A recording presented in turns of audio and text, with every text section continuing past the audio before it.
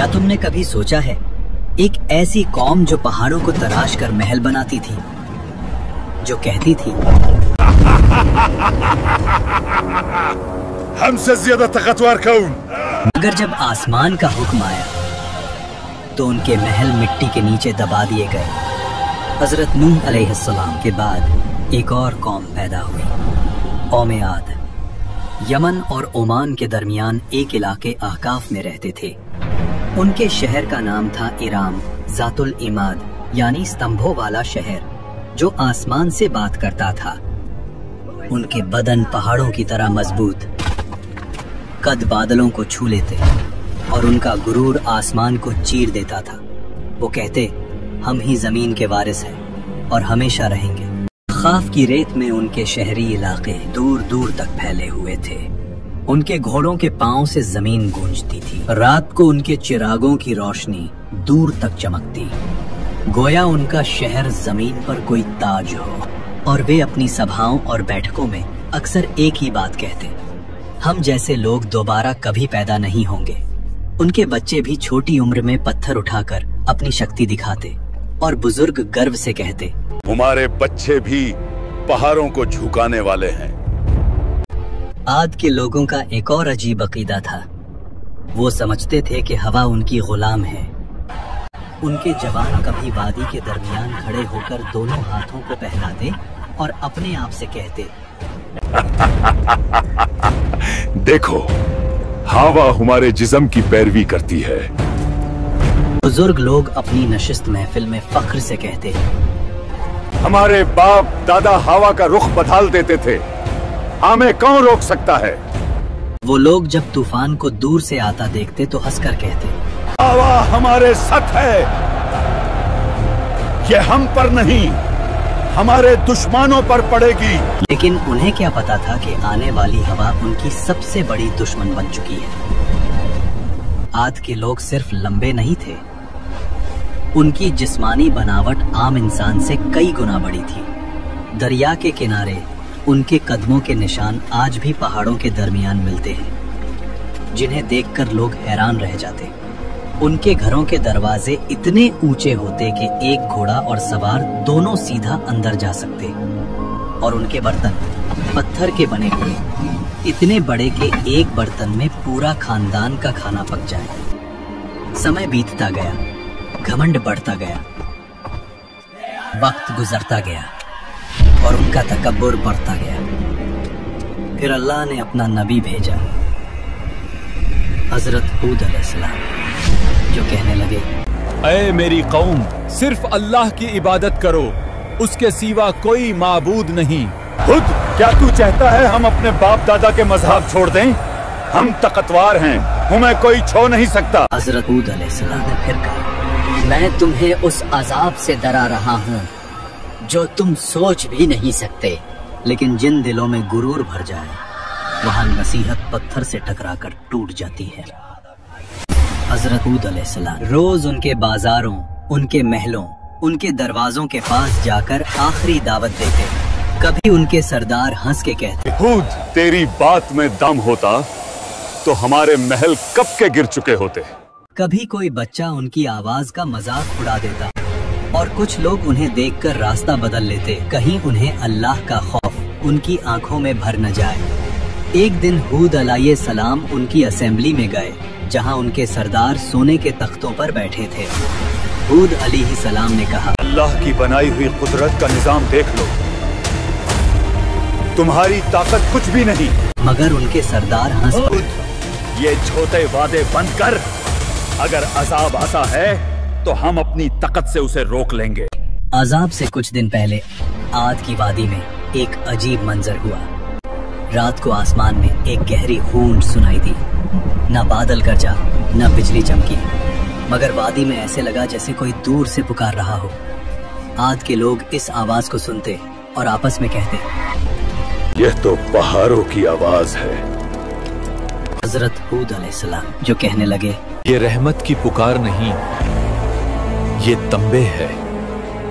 दूसरी रात जमीन हल्की सी हिली, मगर इतनी कम कि सिर्फ जानवर बेचैन हुए। इंसान हंस पड़े। ज़मीन भी हमारी ताकत से डरती है। उन्हें नहीं पता था ये जमीन का आखिरी एतराज था। फिर आया अल्लाह का फैसला। सबसे पहले उन पर कहत आया। 3 साल तक एक बूंद बारिश न हुई।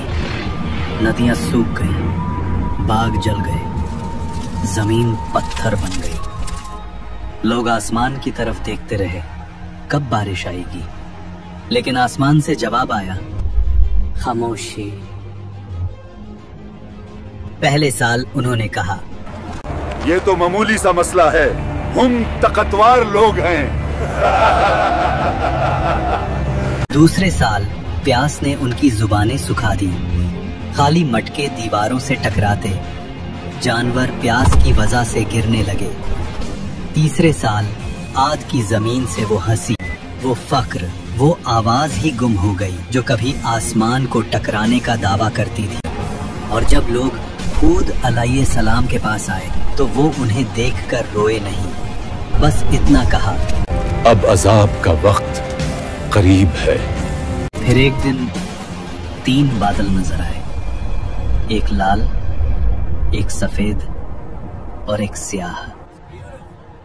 आसमान से फरिश्ता पुकारा, ऐ कौमे आद, इनमें से एक बादल चुनो। सरबराहों ने हंसकर कहा, काला बादल, उसमें पानी है, रहमत है। मगर उन्हें क्या पता, उस बादल में रहमत नहीं, कहर छुपा था। आसमान स्याह हो गया, हवा ठंडी हुई, लोग नाचने लगने, चिल्लाने लगे। देखो, बारिश आ गई। लेकिन वो पानी नहीं था, अजाब का तूफान था। पहला झोंका आया, धूल और पत्थर उड़ गए। आंधी के हर झोंके में उन्हें लगता कि हवाएं उनका नाम मिटा रही हैं। दूसरा झोंका, पेड़ गिर गए, जानवर उड़ गए। उनकी सारी मूर्तियां, उनका सारा फख्र, उनके बाग, उनका शहर, सब हवा में बिखर रहा था। रात को लोग अपने बच्चों को बाहों में दबा लेते, मगर आंधी उनकी चीखों से ज्यादा तेज चलती। तीसरा झोंका, इंसान हवा में छिन गए। उनके महल्लात जो कभी सुतूनों पर आसमान से बात करते थे, अब रेत के नीचे गल गए। 7 रात और 8 दिन तक वो तूफान चलता रहा। आसमान गरजता रहा, जमीन कांपती रही। उनके महल, उनकी शान, सब मिट्टी में मिल गई। अल्लाह ने कहा, और आद को तबाह किया गया सख्त गर्जदार आंधी से, जो 7 रात और 8 दिन तक उन पर मुसलसल चली। और जब हवा रुकी तो सिर्फ सन्नाटा था। रह गया सिर्फ रेत का समंदर और गिरे हुए तने, जैसे खजूर के खोखले तने। लेकिन उन चंद लोगों को जो हजरत हूद अलैहिस्सलाम के साथ ईमान लाए, अल्लाह ने बचा लिया। उन्हें पहाड़ों के एक गार में पनाह दी गई। और हजरत हूद अलैहिस्सलाम ने कहा, ऐ मेरे रब, तू सबसे ज्यादा रहम करने वाला है, हमें उन रास्तों पर कायम रख जो तेरी तरफ ले जाते हैं। हूद अलैहिस्सलाम जब वादी के ऊपर खड़े हुए तबाह शहर को देख रहे थे तो उनकी आंखों में आंसू भर आए। ये वो लोग थे जो कभी कहते थे, हमसे ज्यादा ताकतवर कौन? और अब उनकी जिंदा निशानी भी हवा में बिखर चुकी थी। हूद अलैहिस्सलाम ने कहा, तकब्बुर का अंजाम हमेशा तबाही है और अल्लाह की नाफरमानी हलाकत। आज भी एहकाफ्त की रेत के नीचे उनका शहर इराम तबाह हुआ है, एक गवाही के तौर पर, जो कहती है ताकत और शान से नहीं, सिर्फ अल्लाह की इताअत से इज्जत मिलती है। अगर तुम्हें ये कुरानिक कहानी पसंद आई हो तो वीडियो को लाइक करो।